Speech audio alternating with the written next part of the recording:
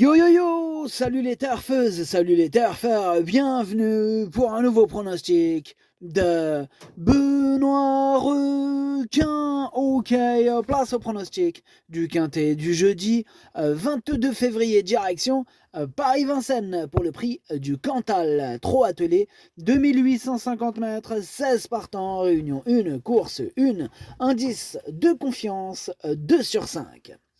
Petit retour sur les quintets du mardi 20 et du mercredi 21 février. Ah, mardi nous a fait plaisir ce mardi. Alors, mardi, dans mon pronostic, je vous ai donné le tiercé dans l'ordre en 4 chevaux et le quarté dans l'ordre en 6 chevaux. Il faisait plaisir ce petit tiercé dans l'ordre et ce quarté dans l'ordre, mais c'est pas fini.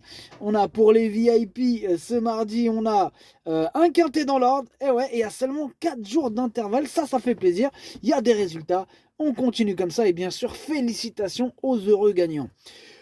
Pour mercredi, qu'est-ce qu'on a dans mon pronostic? Bah là, je vous ai donné mercredi le quintet dans le désordre. Ben ça aussi, ça fait plaisir. Bon, ok, c'est parti. On commence le pronostic et on commence avec le numéro 1. C'est Faubourg du Perche et on écoute l'entraîneur Julien Travers. Faubourg du Perche, il avait bien fait dans les Grands Prix de province en 2023. Aussi, revenir à l'atelier ne sera pas un souci. On avait essayé en début d'hiver remonter avec de la réussite, mais il a été moins performant ensuite.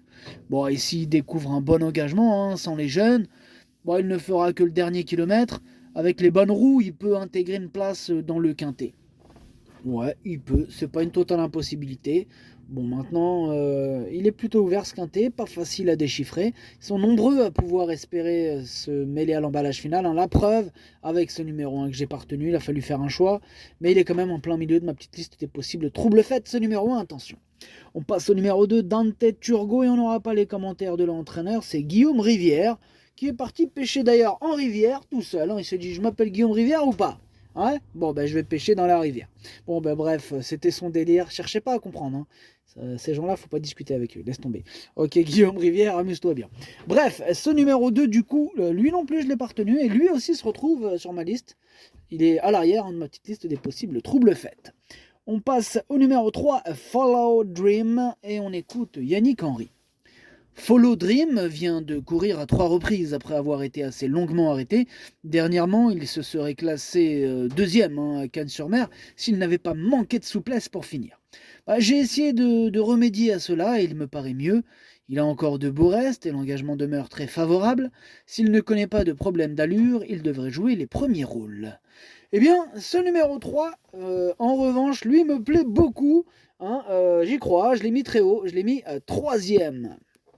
On passe au numéro 4, c'est Filou de Larrey. Et on écoute Sylvain Roger.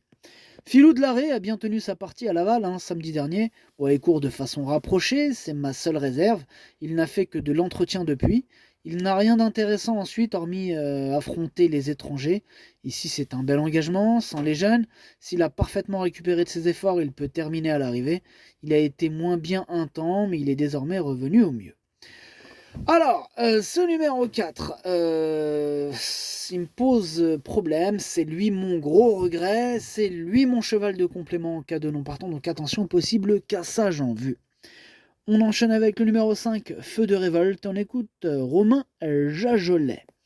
Feu de révolte a logiquement manqué de conditions à Nantes, il était ferré assez lourd derrière et tapé dans le pont du Sulky. Bon, sinon, il est bien d'allure. Par contre, j'ai besoin d'être rassuré. Je peine à lui faire perdre du poids. Il me paraît barré pour les premières places ici. Bon, il sera pieds nus et l'objectif est de finir proprement. Mais je suis un peu réservé. Ouais, c'est le moins que l'on puisse dire. On est un peu dans le doute avec ce numéro 5. En tout cas, j'ai préféré ne pas le retenir. J'en ai préféré d'autres. On passe au numéro 6, Eddy Josselin. Et on écoute Éric Raffin. Eddy Josselin est dans sa catégorie et peut prétendre à une place. C'est un cheval sérieux qui a fait ses preuves à ce niveau. Avec un déroulement limpide, une place est possible. Moi, je le vois plus qu'une place. Je vous cache pas que c'est lui mon préféré et je l'ai carrément installé en tête de mon pronostic, ce numéro 6. On passe au numéro 7, Fogo Pico, et on écoute Florian Joseph. Fogo Pico avait hérité du numéro 9 dernièrement sur les 2100 mètres. Bon, je l'ai repris en partant et il n'a jamais été dans le coup. Bon, il effectue une rentrée sans être affûté. Il travaille bien, mais il me paraît plus réveillé, mais je ne sais pas s'il a encore l'envie de se battre, voyez-vous. Bah, il fait face à un engagement de choix hein, contre ses aînés. Il n'est pas hors d'affaire, hein, même s'il a surtout besoin de me rassurer. Ah, il nous fait peur, Florian Joseph, avec ses propos, hein. C'est vrai qu'il donne l'envie, l'impression, pardon, qu'il a plus envie de se battre, hein. Il refuse de se taper. Bon, bah, hein. Ah, qu'est-ce que je voulais que je vous dise? On va voir.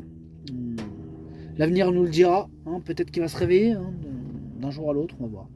En tout cas, moi, ce numéro 7, j'ai pris le risque de ne pas le retenir. Mais c'est quand même lui, le chef et le capitaine, hein. C'est lui, ce numéro 7. Le fameux capitaine de ma petite liste des possibles casseurs de tickets repérés, attention. On passe au numéro 8, Easy Bleu, et on écoute Cédric Terry. Easy Bleu a malheureusement galopé dernièrement dans un lot semblable alors qu'il était arrivé aux avant-postes en haut de la montée. Il aurait joué les premiers rôles, hein. Il lui arrive encore de faire des fautes à son âge, hein. Il sera, bon, cette fois plaqué devant et déféré des postérieurs, comme lors de sa deuxième place à ce niveau fin décembre. L'opposition est dans ses cordes, hein. S'il reste sage, il ne devrait pas taper loin. Ouais, une question de sagesse avec ce numéro 8, hein. Espérons qu'il reste trop. En tout cas, ce numéro 8, je l'ai retenu, mais plutôt en bout de combinaison. On passe au numéro 9, For Loving You, et on écoute Bernard Piton. For Loving You a bénéficié d'un mois de vacances après sa dernière sortie mi-décembre. Elle aurait pu prétendre terminer plus près hein, si elle ne s'était fait sortir à l'intersection des pistes. Bon là, elle a du travail derrière elle, hein, elle me semble assez bien physiquement. Bon, j'ai préféré rentrer directement ici plutôt que courir un 2100 mètres avant. Il faut la courir battue. Bon, elle peut accrocher une place. Hein, voilà. Donc,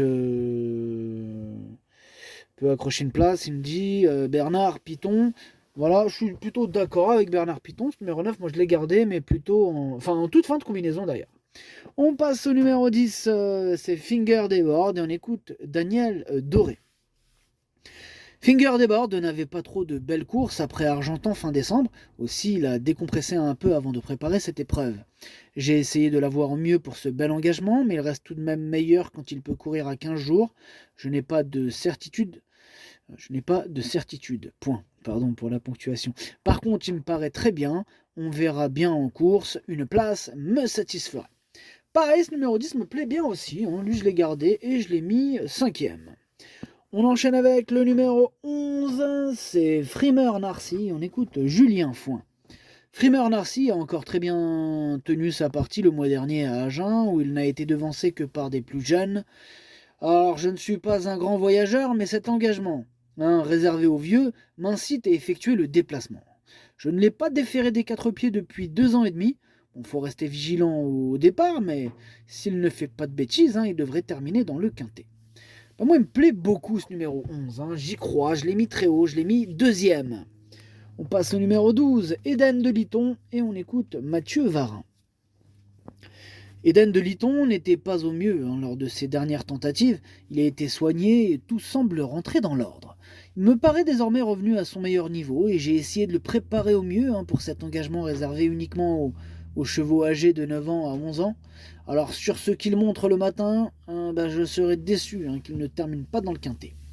Ouais, il est ouvert ce quintet. Moi, ce numéro 12, c'est un regret. C'est mon 2e cheval de complément en cas d'important. Attention, il va peut-être se réveiller, Eden de Liton. Il va bien finir par repointer le bout de ses naseaux. Et peut-être dès jeudi, il fait peur ce numéro 12. On passe au numéro 13, Farcer Ice, et on écoute David Signé. Farcer Ice n'a pas eu un déroulement de course favorable dimanche sous la selle, se retrouvant le nez au vent. Bon, malgré tout, il a eu un bon comportement jusqu'au bout. C'est un peu rapproché, mais il est resté à Grosbois. Bon, au sulky, avec les haches, il avait bien tenu sa partie à Cagnes. Ici, il n'affronte que les vieux. C'est une belle course. Logiquement, il a sa place à l'arrivée. Il a sa place à l'arrivée, nous dit David Signé. En tout cas, moi, ce numéro 13, lui aussi, je l'ai retenu, il me plaît bien, et je l'ai mis à la 6e position.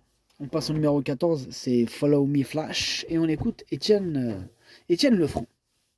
Follow Me Flash, il a laissé des regrets dernièrement dans une épreuve semblable. Son driver, il a pris l'option de la corde à l'intersection des pistes, et il n'a pu s'exprimer que trop tardivement. Bon, il faut lui masquer l'effort, ce qui comporte des aléas. Sa forme est sûre, il retrouve des conditions de course similaires. Tout sera une question de parcours, mais sur le papier, il détient une première chance. Ouais, bah, je suis d'accord avec Étienne Lefranc, direct. Follow Me Flash. Moi, ce numéro 14, j'y crois, je l'ai mis quatrième. On passe au numéro 15, Drop de Liton. Hein, on écoute Johan Berthelot. Bah, Drop de Liton, il est idéalement placé au plafond des gains, mais il s'agit d'une petite rentrée. Là, il risque de manquer de rythme. Il va faire de son mieux avant coup, mais bon, avant coup, disputer activement l'arrivée me paraît difficile. Donc, ça lui paraît difficile pour Johan Berthelot, cette histoire de terminer à l'arrivée. Ouais. Bref, je suis d'accord avec lui, moi ce numéro 15, je l'ai rayé. On termine donc avec le numéro 16, Easy Atou, et on écoute Mathieu Varin. Bah, Easy Atou, il paraît bien à l'entraînement, mais il n'a pas convaincu lors de ses dernières courses. Il y a d'ailleurs 2 ans qu'il n'a pas réussi à se mettre en évidence. Bon, il découvre un engagement en or, hein, seulement 20 € du plafond des gains, mais il devra malgré tout bénéficier de circonstances favorables pour terminer dans les 5 premiers. C'est vrai qu'il ne cesse de décevoir cet Easy Atou que je n'ai pas retenu d'ailleurs. Le pronostic, ça donne 6, 11, 3, 14, 10, 13, 8, 9. Merci d'avoir suivi cette vidéo. N'hésitez pas à mettre un pouce bleu si la vidéo vous a plu. Pour accéder à tous mes tickets pour la course du Quintet, rendez-vous directement en description de la vidéo. À jouer avec modération. Bonne chance. Chopez-le moi. Ciao.